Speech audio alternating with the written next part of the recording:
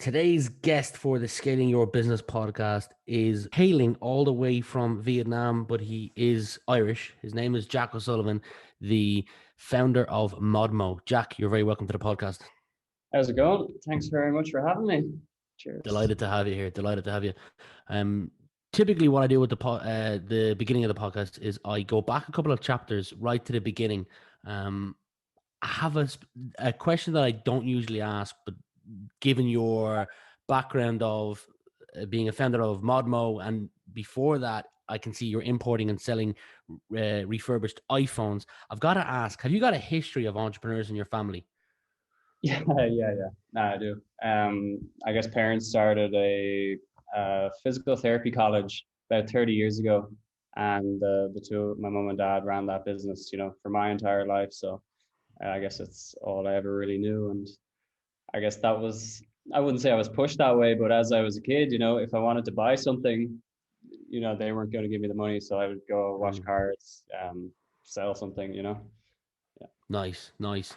I see that you grew up in Cabinteely, if I'm correct. Yep, that's right. Favorite part, memory of growing up in Cabinteely?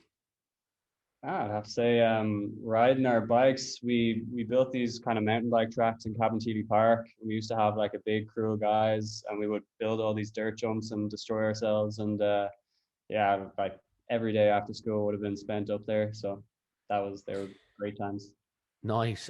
You mentioned dirt bikes. Didn't take me long to find out that you're a former downhill rider. So I'm curious to know what's one thing that you're into that not a lot of people might not know about you. Yeah, I mean, probably that. I mean, I'm certainly happiest when on two wheels. So we mix that up a little bit in Vietnam, seeing as there's no mountains, but usually it's like motocross bike. So that is where I spend most of my time when I'm not working. Nice. And you've been out in Vietnam for close to 3 years now? Yeah, it's flown by. Came for, I think 2 days and kind of stayed here. So it's just a great place to live, a lot of fun, and gotta love the warm weather. I've asked a question about Cabinteely and I feel like you've partially answered it, but what's your favorite part of Vietnam? Honestly, the warm weather is so good. Yeah. But yeah, you got to say it's like remarkably friendly people. It's weird. Like I could go absolutely anywhere and they have this love for foreigners. So I'll be like cycling in the middle of nowhere and they will literally be like, hey, come here. And like they will give you a beer, invite you in for dinner. Like it's happened countless times. It's absolutely crazy. Um, so like, yeah, incredibly friendly people. So yeah, that's gotta be it. Yeah. Nice. And you said you originally went out there for 2 days. Was that to kind of scope out how they do stuff on the manufacturing line to look at I don't know, they maybe have been ahead of the curve in terms of building the bikes that you're building. What was it that initially brought you out there and then made you stay longer than 2 days?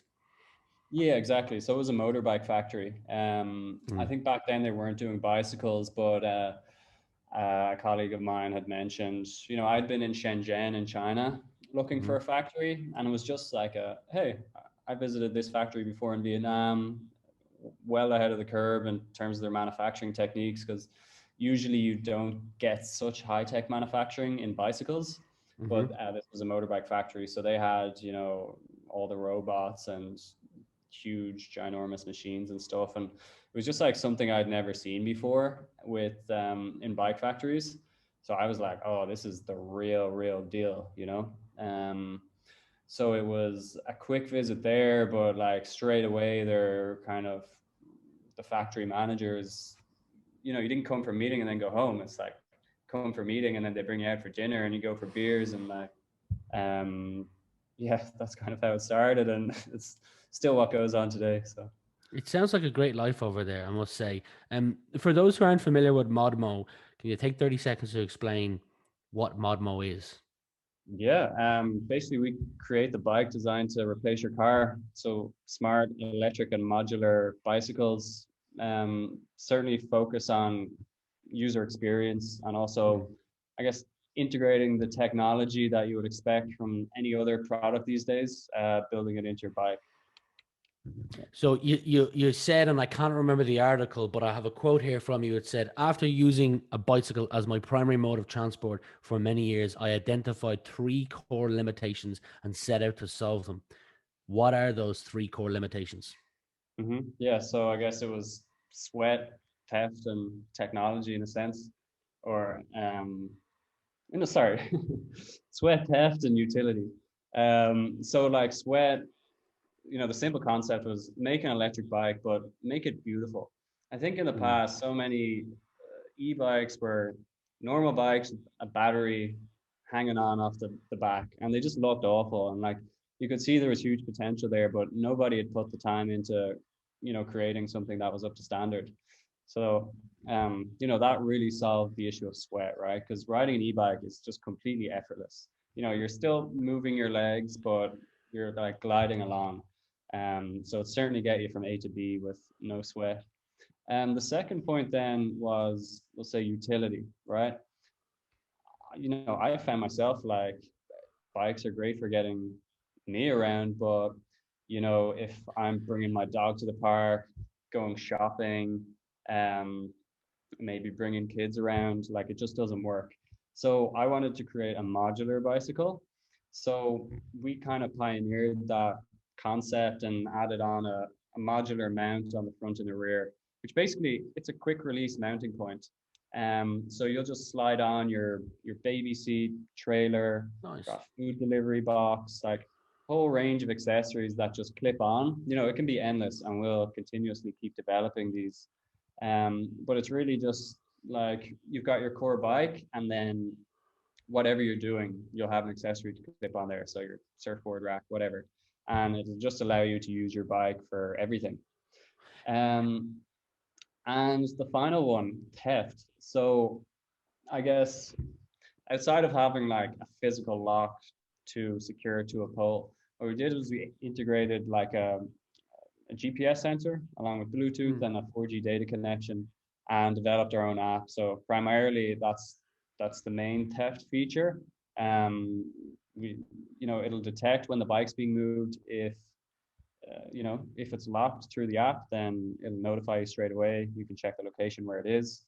And then we've also built in a whole kind of series of these smaller details on the bikes. Like I'm sure you've seen a nice bike in Dublin city centre where the wheels have been robbed.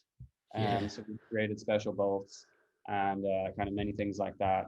All the electronics are integrated inside the bike. You don't see anything from the outside.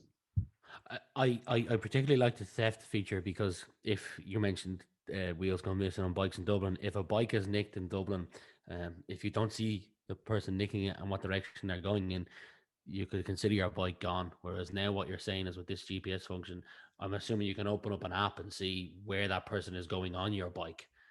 Yeah. Yeah, nice. It sounds So like you've gone. no, like that's what the staff do here. If I'm like out for a while and they're like, Jack, we need you to come back sign a document, they would just pull up the location on the back end server I and like that. send someone there for a signature. It Uh, sounds like but you've built. just to clarify, you can turn off the Oh, you. tracking through the app, Okay. so we're Yeah. not going to be following anyone. Yeah, just in case you have any partners that want to track where you're going. It sounds like you built a product from limitations that you had on bicycles that you rode when you were growing up. Would I be correct in saying that? Yeah, yeah, 100%. One of the things that you talk about is the battery life, and not a concern for me, but I did a quick Google search, and it's a question that comes up not just on your bike, but on other bikes. Is the battery life as long as it says it is? Is it as good as it is? You've come out and said that you'll get tired of riding the bike before the battery runs out on you. I can't remember, was it 100 kilometers that you rode over a couple of day period and the battery was still not even less than 50%, and you said your ass gets sore, which I've been on the back of Harley recently and I was on it for an hour and my ass was dead, so I understand the feeling of your ass being sore. Yeah, yeah, yeah. So our batteries go up to 200 kilometers, and say because we've got five different power levels on the Mm, bike, right? Depending on how much assistance you want. So basically, at level 5, which is where I would usually ride at, like full power, of course. And then yeah, last time was 125 kilometers, and that is a full day of riding. You'd be pretty exhausted, even if you're not pedaling. But it's yeah, it's a really good Yeah. distance. So you have hit a substantial mark in terms of bike pre-sales. I'm not going to give away the amount, but one of the countries that stood out to me for level of interest was Germany. Is there a Hmm. specific reason why the Germans are purchasing your bikes more frequently than, let's say, the Irish? Well, yeah, I guess a number of factors, but probably primarily because Germany is the biggest e-bike market in Europe. So that's one big factor. And I think they also prefer higher quality products, along with, I think our design is, you know, quite beautiful. So I guess would attract a, a German sense of style as well. We also had a huge amount of German media feature us when we launched. Nice. And you know, it's amazing. Some of the big media companies there I'd never even heard of, but they were driving ginormous amount of traffic. So, you know, it was, I think, a mixture of a couple of those things, plus like the timing was absolutely perfect to launch. You know, right at the start of COVID, that's when, you know, they call it the great e-bike boom of 2020. Um, so we just nailed that at a time when there was a lot of excitement in the market. Why those sales were so much bigger in Germany is it is hard to understand, and it's something that we're still trying to figure out. But um, yeah, yet to, like it's really yet to be seen whether that trend will continue, or you know whether the other countries will get a chance to pick up once we've got more bikes on the street available to test ride and stuff. Talk me through the launch because to be before you get anyone to take action, you must first get their attention, and that's probably was probably a priority of yours during the launch. How did you go about that? Yeah, actually, I think that's one of the most interesting things about the entire company was how we launched. Because I guess from the outside, people might have thought we were a big company, but it was really just myself and one engineer. And we had been sat in my apartment for probably like 6 months at this stage, you know, designing. And it had gotten to the point where we were at a pretty, you know, the cash balance was very low. Yeah. And, you know, kind of with our backs against the wall, you know, I was just like, okay, I'm just going to launch it. You know, we don't have any other options. Like raising investment is actually quite hard, even when, you know, I thought we had the most amazing idea in the world. And of course we were going to be successful. But I guess when you know, this is kind of the first job I've ever had. So maybe a little bit difficult to convince people to back you then. But um, basically what I did was we had the 3D design and I found a guy in central Vietnam who had worked on creating kind of animation videos for Hollywood studios and stuff. And I kind of just I sat in a cafe for a week and you know exactly described how I wanted every single scene to be, every camera movement, how the lighting would look, and what we created was maybe the initial launch video that quite a lot of people saw. It was a 3D render of like the product we wanted to create. So the Mm. bike didn't exist, just 3D designs. And we had also brought in the frame factory to, you know, make a really rough prototype, like a proof of concept. Um, because in order to create the final product, we had to do all this tooling and molds and stuff. So what we were able to do was chop two bikes in half, weld them together, and you know we had something that resembled the final product.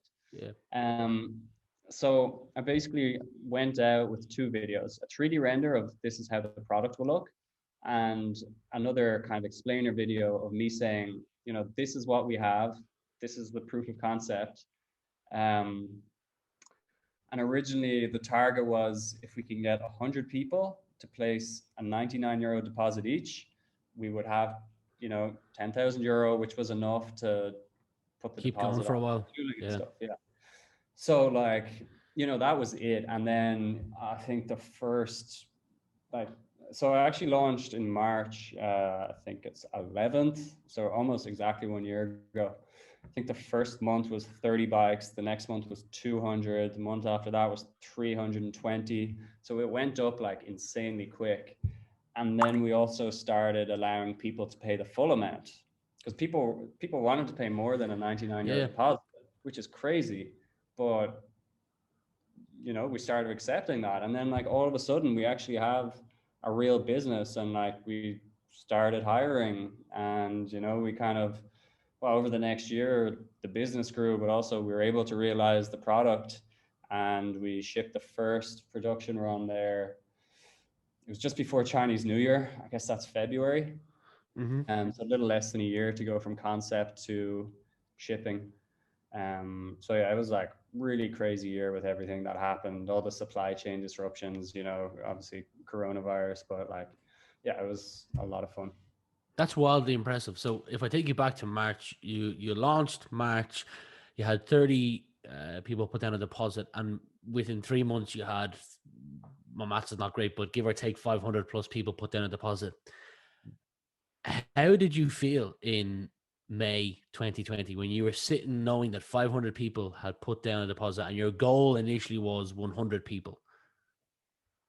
Yeah, I mean, it was, I mean, first of all, it was an amazing feeling, but I guess, I mean, like I was certainly on the top of the world, but like that's when your foot really goes on the gas. I mean, like I could probably count the number of days I've taken off in the last year on one hand. It's like it's a Yeah. lot of work, and it's always go. Um, Yeah. yeah, it's You're but like you're look, you're a busy man then. yeah, I'd say so. And look, we have our highs and our lows. Like one month in September, I think it was, one of the key component suppliers said, we're stopping to accept orders. Um, and if you order now, maybe we'll deliver in 2 years. So that was like, notifying our customers that this won't be available, and getting cancellations. Like, that was a really tough period of time, and it always has these kind of knock-on consequences. Um, but always come back around, and it's been good since. I do want to ask a couple of questions around Vietnam and the culture out there because I've seen a couple of things you've done, but with Germany being a huge hub of interest, I'm guessing the media picked up on your initial launch. Do you have target regions or areas, or is it just as in you're going to identify the top kind of 10 cities that are bike friendly and like the 15-minute cities? Do you have target regions, or are you just saying we're putting this out here, we're putting a huge effort into our marketing, and anyone who wants to buy one of our bikes can purchase one of our bikes? Yeah, so originally it was we would accept any order. So I think we had orders from 35 countries. But I guess then when you realize actually you're building a business, and like, yeah, everyone knows one bad review really Yeah. hurts. So then we actually had to like start paring back orders and looking like they're not in a core region. Like, we're really sorry, but like in order to provide a good service, because like after sales is one of the most difficult parts, and like having a truly happy customer. So yeah, I guess we pared back to our core countries, targeted around Europe, very primarily. And then, yeah, going into the future, we've kind of decided that, we need to focus very, very closely on our core market. So we're not even going to look outside, but we're going to open up to start working with distributors, so that they can kind of take their local knowledge of different countries, markets, customer expectations, and, build Modmo there. Um, because otherwise, it is a gigantic challenge to try and do every country perfectly. And Yeah. um, yeah, we certainly want to have happy customers. Absolutely. Local distributors, you referenced the designer that you used in the early days. What's the startup culture like in Vietnam? Yeah, like actually, there is not so much. Like, it's very difficult to get investment here, and also I think the educational system does not really encourage this type of thing. Just kind of talking to our staff, they're like, I can't believe how you would be able to kind of follow through with this idea, you know.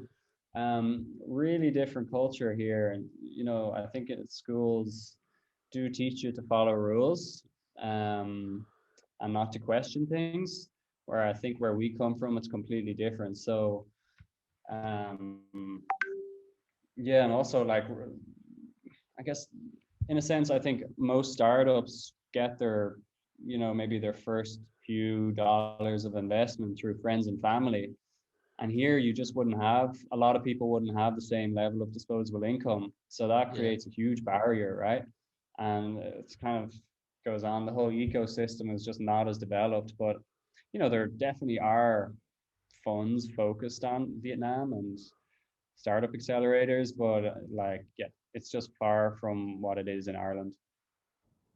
You've built an amazing company culture. That said, you know, I saw that you have rented a house over there, and a rather nice house at that.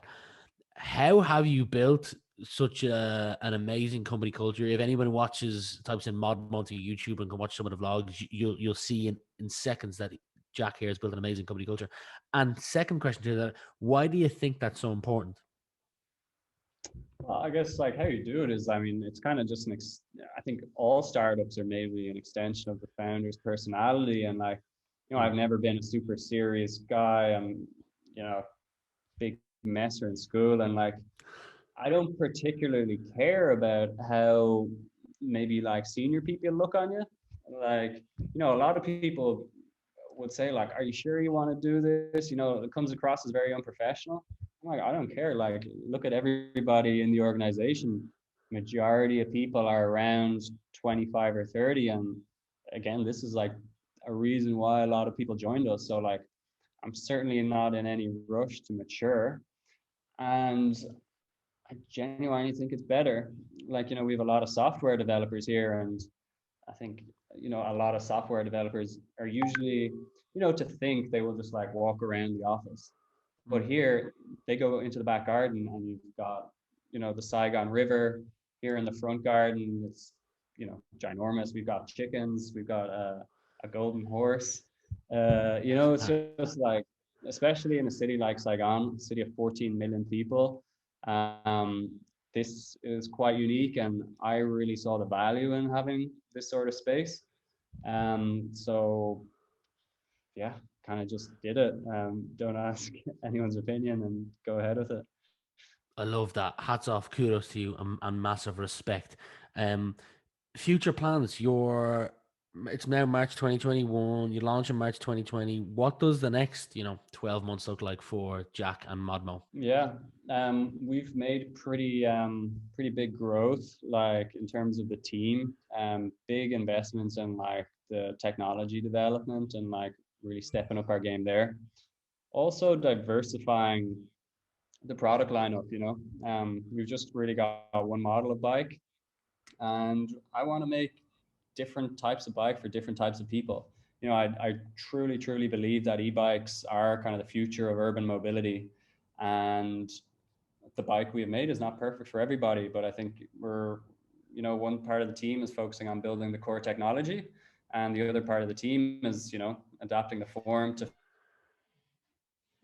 you know, kids, women, cargo bikes, folding bikes, you know, things like that. Amazing, amazing. Yes, especially with a number of European cities, most notably Paris, turning into what they call 15-minute cities. I can see your bikes featuring more and more and more as the years go on. Jack, you've got an amazing story. You come from a family of entrepreneurs. I referenced earlier on that you bought and sold refurbished iPhones. Your main product now is Modmo. You are obviously a busy man. You said you can count on one hand the number of days that you've taken off over the last year, but I'm sure you've enjoyed every day that you've worked. How do you continue to learn or invest in yourself? You got a current book that you're reading? Do you listen to podcasts, watch YouTube? Yeah, yeah. Well, I guess, you know, I think being the founder of a company is like, I couldn't understand how you would learn more. You know, it's like on a weekly or maybe monthly basis, I'm just thrown into something like absolutely no idea. Like for example, like last month was like fundraising. I'd never raised capital for a company before, and like actually like 3 minutes before your call, I just checked about our bank account and saw that like the first of our seed round has landed in the account. So like, Congrats. that's a huge milestone for us, and thanks very much. Yeah, and will allow us to grow a lot. Um, Book I'm reading is actually a kind of a random one, but Rich Dad Poor Dad. Few people just told me I had to read it, so I've been listening to that in the showers recently. And then podcasts. I think a big one for me throughout the last couple of years, and a big reason like how I kind of kept going through all the really shitty times when, building Modmo before it took off, was how I built this. Um, I kind of thought it was amazing how other like the really terrible kind of situations that other founders were in, and it's just like you just keep fighting through it, and like better days come ahead. So Mm. like I found a lot of good lessons from that podcast, and kind of just knowing that even if like people are like, oh, this is ridiculous, how is it like this, I'm like, you know it's a startup, yeah, this isn't perfect, but we know that, and it's going to be perfect in a month. Who cares, like this is just a continuous process. um and yeah, I guess you can eat an elephant bite by bite. I smile when I hear of Irish people starting businesses and succeeding, and you certainly fit into that bracket, and you'll continue to succeed. Fingers crossed. You've certainly got the work ethic behind you to do so. I wish you all the best in the future, and thanks very much for your time today, Jack. Thank you very much. Pleasure to talk, and looking forward to catching up maybe in a year or two.